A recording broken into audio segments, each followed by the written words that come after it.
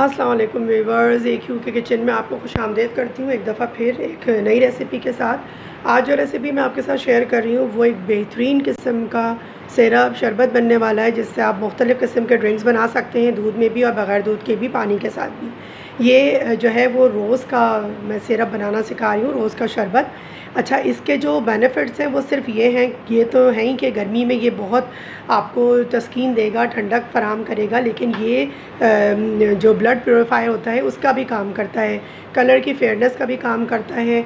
आपके जो जिनको कोई ज़हनी प्रॉब्लम है या जो डिप्रेशन में है, एंजाइटी का शिकार हैं, या नॉर्मली जो जिस्मानी तौर पे या ज़हनी तौर पे थकान महसूस करते हैं, उनके लिए भी ये बहुत बेहतरीन चीज़ है। साथ साथ सारी चीज़ें बताती रहूँगी कि इनकी इफ़ादियत और भी क्या क्या चीज़ों की है। मैं हमेशा फ़ूड को फ़ूड की तरह नहीं लेती, एक मेडिसिन की तरह लेती हूँ कि उसको खाने से हमें सिर्फ मुंह का जायका नहीं होना चाहिए, हमें फ़ायदा भी हासिल होना चाहिए, हमारी बॉडी को, हमारी ब्रेन को, हमारी मसल्स को, मतलब कोई भी चीज़ ऐसी हो जिसके बारे में कोई भी इंग्रेडिएंट ऐसा हो जो फ़ायदा कर रहा हो आपकी बॉडी को, तो ये मैं बताना ज़्यादा जो है वो बेहतर महसूस करती हूँ। अच्छा, अब जो आप यहाँ देख रहे हैं ये है रोज़ पेटल्स जो ड्राई हुए हैं। और अगर आपने मेरी रेसिपी देखी हो चैनल के ऊपर, तो मैंने ये सिखाया है कि इसको किस तरीके से रोज़ वाटर बनाना, रोज़ सिरप बनाना और ड्राई रोज़ पेटल्स किस तरह से बनते हैं। ठीक है, अगर नहीं देखी है तो मैं डिस्क्रिप्शन में इसका लिंक दूंगी, आप ज़रूर जाके वहाँ देखिएगा। और अगर अभी तक चैनल सब्सक्राइब नहीं किया तो चैनल को जल्दी जल्दी सब्सक्राइब कीजिए, वीडियोस को लाइक कीजिए और बेल आइकन प्रेस करना मत भूला करें, ताकि नई नई आने वाली वीडियोस जो हैं वो आपको मिलती रहें। अच्छा, इसको प्रिपेयर करने के लिए, चूँकि मेरे ये होममेड पेटल्स हैं, अगर आप बाज़ार से लेते हैं तो आपको ज़ाहिर बात है वो वॉश हुए भी होते नहीं होते, ये मुझे नहीं पता, लेकिन मेरे जो हैं वो साफ़ सुथरे हैं। अगर आपके पास नहीं है साफ़ सुथरे तो कोई परेशानी की बात नहीं है, बाज़ार से ड्राई पेटल्स ले लीजिए। अगर नहीं बनाना चाहते, हम इनको क्या करेंगे, इसके अंदर डाल के एक दफ़ा आपने ये पानी डाल के इसको वॉश कर लीजिए, ठीक है ना।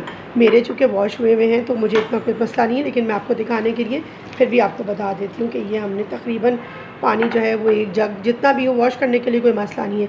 इसको अच्छे से आप थोड़ी देर भिगो दीजिए, भिगोइएगा ज़्यादा नहीं, क्योंकि इसका फिर वो निकल जाएगा, जिसका एक्सट्रैक्ट है, इसका एक्सट्रैक्ट निकल जाएगा। बस आपने इसको देखिए इस तरह से हल्का सा डिप करना है, ठीक है, और इसको हम किसी स्ट्रेनर की मदद से इसको छान लेंगे।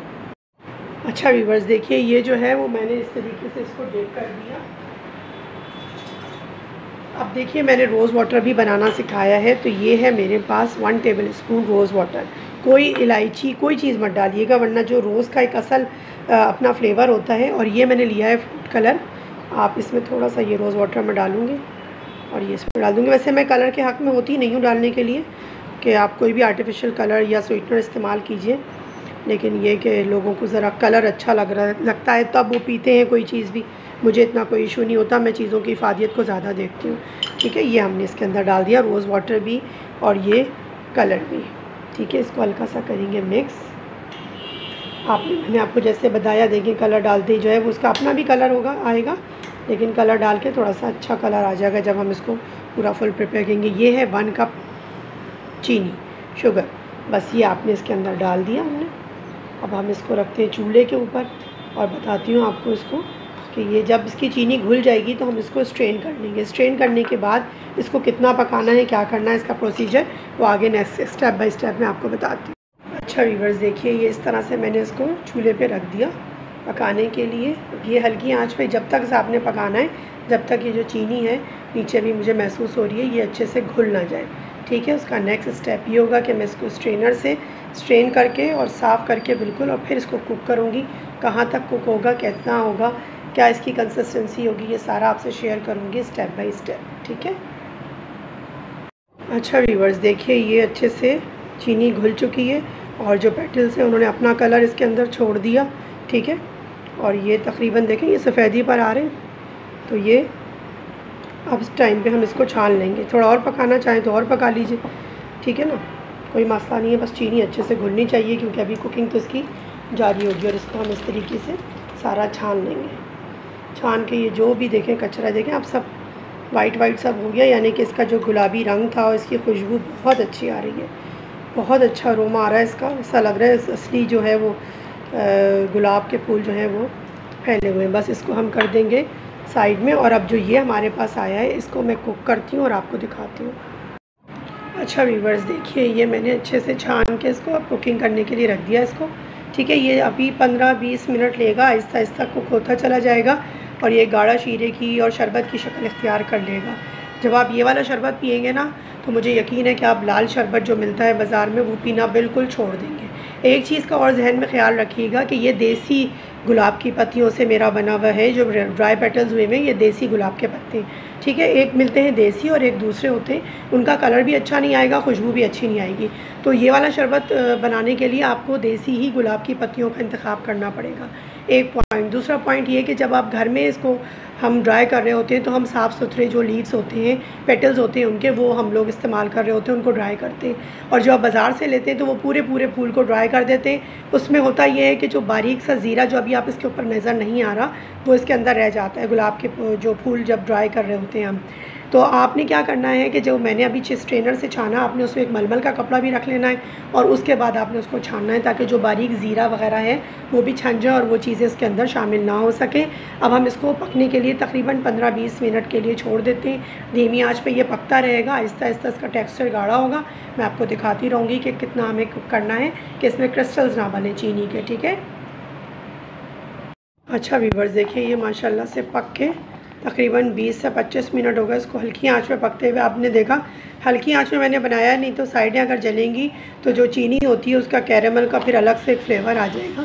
तो बिल्कुल आपने धीमी आंच में बहुत पेशेंस के साथ जो ये चीज़ें पकती हैं, सिरप्स हो गए, जैम जेलीज़, मामलेट, ये सारी चीज़ें। ठीक है, बस अब ये रेडी है। फ्लेम करती हूँ मैं ऑफ़। इससे ज़्यादा गाढ़ा नहीं कीजिएगा क्योंकि ये ठंडा होने के बाद भी थोड़ा सा थिक होता है ये सिरप। ठीक है ना, चलें अब आपको मैं प्रेजेंट करके दिखाती हूँ। अच्छा व्यूवर्स, देखिए ये जो है तैयार हो गया। इसको अभी ठंडा करके फिर मैं किसी बॉटल में भरूंगी और 1 टेबल स्पून से 2 टेबल स्पून तक इसकी क्वांटिटी जाएगी। इस सिरप को मैंने डाला, ये वही सिरप मैंने निकाल के रखा है, थोड़ी सी बर्फ़ क्यूब्स डाली है और ये देखिए ज़बरदस्त सा रेड सिरप जो है, रेड शरबत, वो तैयार है। इसको एंजॉय कीजिए और मुझे बताइए कि ये कैसा बना। इससे पहले भी मैं रोज़ की जो है वो दे चुकी हूँ सिरप बनाने की रेसिपी, लेकिन वो मैंने फ़्रेश रोज़ के साथ बनाई थी। आज मैंने आपको ड्राई पेटल्स के साथ भी मैंने बताना और बनाना सिखा दिया। उम्मीद करती हूँ कि आपको ये अच्छा लगा होगा। कमेंट्स में मुझे ज़रूर बताइएगा कि आपसे कैसा बना, आपको पसंद आया नहीं आया और बनाने में कोई प्रॉब्लम तो नहीं हुई। और इसके अंदर कोई चीज़ की मैंने चीज़ नहीं डाली, कोई भी एसेंस, खुशबू इस तरह की। इसको नेचुरल इंग्रेडिएंट के साथ मैंने बनाया है। आप भी इसी तरीके से बनाइएगा, कोशिश कीजिएगा, जब ये जो है ये आपके लिए अच्छा बनेगा और अच्छा आपके फ़ील होगा आपको, अगर आप इसको बिल्कुल नेचुरल रखेंगे। किसी एसेंस किसी की ज़रूरत नहीं। अगर कलर भी आप नहीं डालते तब भी रोज़ अपना कलर देते हैं, बहुत अच्छा पानी में कलर आ जाता है, लेकिन मैंने कहा दिखने में अच्छा लगता है, इसलिए मैंने थोड़ा सा रेड रोज़ कलर जो है वो इसके अंदर शामिल करें। हमेशा की तरह से यही कहूँगी कि अपना और अपने अतराफ़ के लोगों का ख्याल रखें, खुश रहें, खुश रहने दें और खुश रखने की भी कोशिश कीजिए। ऐसे सिरप्स बनाइए, बॉटल्स में पैक कीजिए, अच्छी सी पैकिंग के अंदर गिफ्ट में दीजिए ताकि लोगों को हेल्दी चीज़ें मिलें। और रेसिपी शेयर करना बिल्कुल मत भूलिएगा अपने प्यारों के साथ, ताकि वो लोग भी हेल्दी लाइफ स्टाइल की तरफ आएँ। हमेशा की तरह से यही कहूँगी कि ईट हेल्दी, फील हेल्दी।